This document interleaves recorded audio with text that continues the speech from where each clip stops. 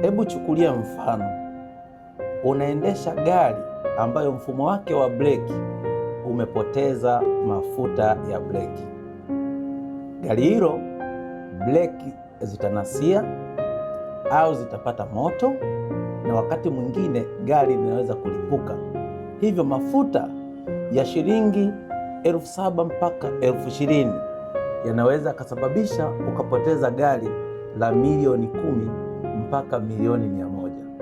Sasa basi, mfano huu ni sawasawa na mwanamke ambaye mfumo wake wa homoni umepungukiwa virutubisho ambavyo vinachochea homoni muhimu kwenye mwili wake.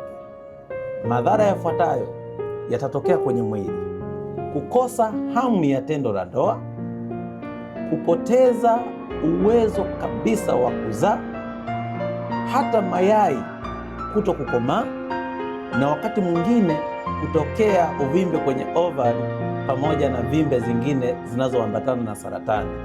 Kufunga ndoa bila kushiriki tendo la ndoa ni sawasawa na uhaini kwenye ndoa. Chukua hatua sasa, wataalamu wetu watakusaidia.